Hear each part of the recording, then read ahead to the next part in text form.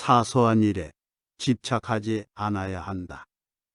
약간 더 깊이 생각해 보면 실제로는 중요하지 않은 것일 수도 있다. 하지만 우리는 자주 작은 것에도 쉽게 흥분한다. 삶 속에서는 사소하지만 성가신 문제들이 많이 있다. 줄을 서서 기다리거나 비난을 받거나 어려운 일을 하게 될 때도 있다. 그러나 사소한 것들에 신경 쓰지 않는 방법을 깨닫는다면 보상은 크다. 그러나 많은 사람들이 사소한 일에 매달려서 시간을 낭비하고 삶의 아름다움을 잊어버린다. 만약 지금부터라도 사소한 것에 집착하지 않기 위해 노력한다면 놀랍게도 더욱 강하고 친절하며 유연한 자신을 발견할 수 있다. 남을 비난하지 마라. 아주 작고 사소한 일에서부터 끔찍한 범죄 행위에 이르기까지 자신의 잘못을 흔히 다른 사람이나 상황 탓으로 돌려버리곤 한다. 남을 비난하는 습관은 분노, 좌절, 자존심 상실, 스트레스뿐 아니라 불행한 삶까지 타인의 책임으로 돌리게 만든다. 타인을 원망하고 그들의 잘못을 비난하기만 하는 사람은 결코 평화로운 삶에 가까워질 수 없다. 타인을 비난하는 데는 엄청난 양의 정신 에너지가 소모된다. 그것은 스트레스와 불편함을 낳는 나를 끌어내리는 사고방식에 불과할 뿐이다.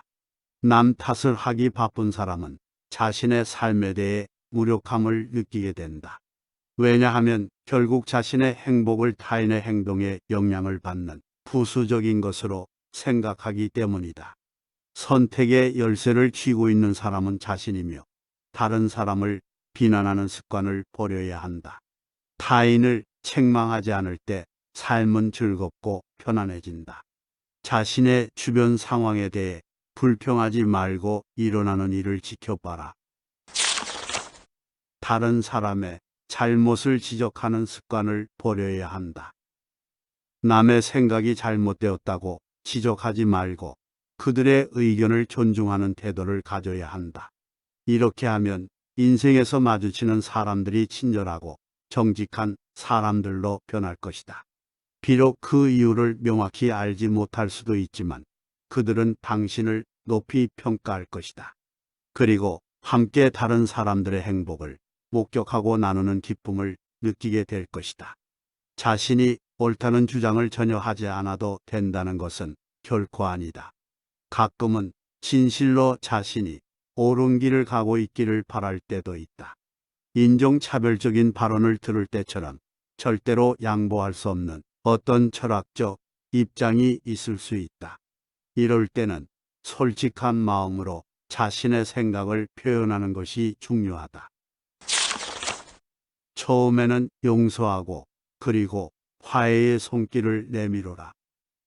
많은 사람들은 말다툼과 오해, 화가 미치는 상황 또는 다른 여러 가지 고통스러운 경험들로 인해 분노를 가슴속에 품고 살아간다. 더구나 다른 사람이 먼저 화해의 손길을 내밀기를 기다리는 완고한 태도를 취하기도 한다. 하지만 이것이 우리가 상대방을 용서하고 우정과 가족 관계를 회복할 수 있는 유일한 방법이라고 믿는다. 만약 우리가 억누를 수 없는 분노의 마음을 지배당하면 우리는 사소한 일도 대단히 거창한 일로 만들어버린다. 그리고 자신의 체면이 행복보다 더 중요하다고 믿기 시작하지만 사실은 그렇지 않다. 행복해지기 위해서는 분노를 가라앉히고 화해의 손길을 내밀어야 한다. 먼저 사과하고 상대방이 정말 맞다는 것을 인정하기만 하면 그들은 방어적인 태도를 버리고 우리를 향해 마음의 문을 넓게 열어줄 것이다. 또한 그들도 화해의 손길을 내밀 것이다. 만약 그들이 변하지 않더라도 괜찮다. 우리가 최선을 다해 좋은 세상을 만들기 위해 노력했다는 생각에 마음이 뿌듯해지며 만족감이 우리를 기다리고 있다. 그리고 틀림없이 마음이 편안해질 것이다. 매일 감사할 사람을 떠올려 봐라. 이 방법은 행동으로 옮기기 쉽고 몇 초밖에 걸리지 않는다. 나는 이 습관을 오래전부터 실천해 왔다. 매일 아침 감사할 사람을 생각하며 하루를 시작한다. 나에게 있어서 감사와 마음의 평화는 서로 떼어낼 수 없는 존재다. 중요한 것은 마음을 열고 작은 것에도 감사하는 마음을 가지려고 노력하는 것이다. 그리고 무엇보다도 이 일을 아침 일찍 하는 것이 좋다. 내가 오래전에 깨달은 것 중 하나는 마음이 부정적인 생각에 빠지기가 아주 쉽다는 것이다. 주위에 있는 소중한 친구들을 당연한 것으로 여기기 시작하면서 사랑의 감정은 분노와 좌절로 전환된다. 나는 이 실천을 통해 인생의 긍정적인 면에 집중하는 방법을 배웠다. 조용히 평화로운 마음으로 감사할 사람을 생각하면 항상 그 사람 뒤에 다른 사람들의 얼굴이 떠오르곤 한다. 그리고 나는 건강, 자녀, 주거, 직업, 독자, 자유 등 다른 것들에 대해 감사하게 된다. 이 제안이 간단하게 보일 수 있지만 이것은 정말로 효과가 있다.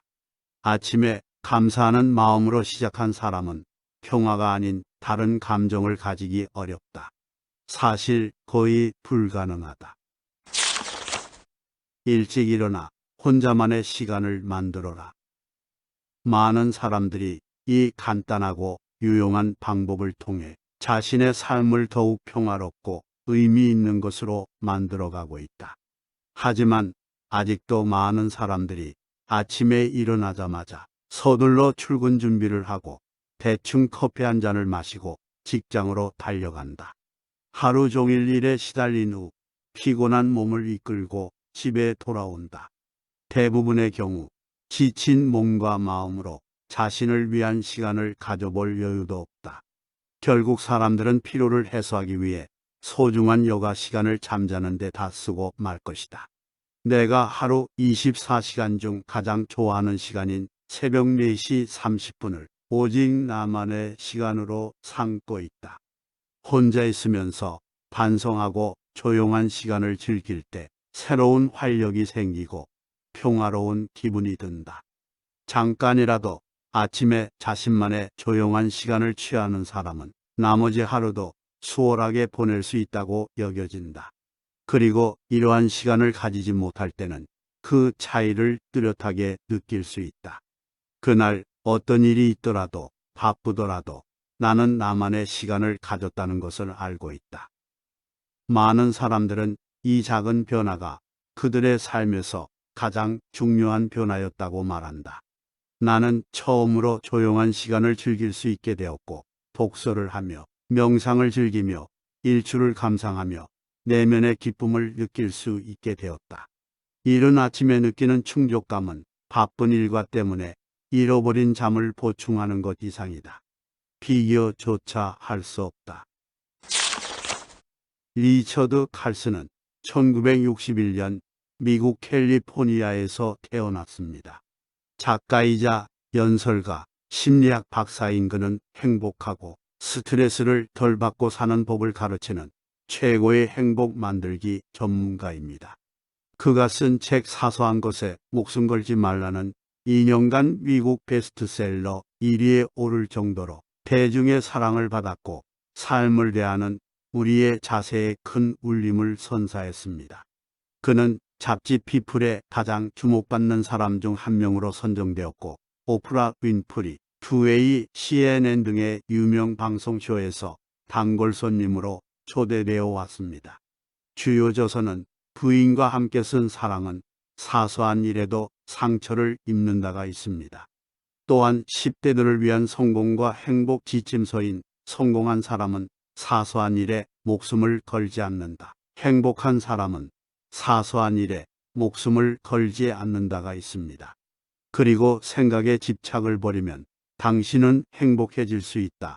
리처드 칼슨의 행복의 원칙. 우리는 사소한 것에 목숨을 건다 1편, 2편 등이 있습니다. 지금 이 순간에도 여러분들의 삶에는 작은 행복이 깃들어 있습니다. 그 작은 행복들을 느끼며 하루하루 소중히 보내세요. 또한 자신의 가치를 인정하고 사랑하는 일도 잊지 마세요. 마지막으로 어떤 어려움이 있어도 포기하지 않고 항상 긍정적인 마인드로 노력해 보세요. 이런 작은 노력들이 모여 큰 행복으로 이어질 것입니다. 다시 한번 여러분들께 행복한 하루를 기원합니다. 좋아요와 구독 눌러주시면 앞으로의 영상 제작에 큰 힘이 될 것 같습니다. 끝까지 시청해 주셔서 감사합니다.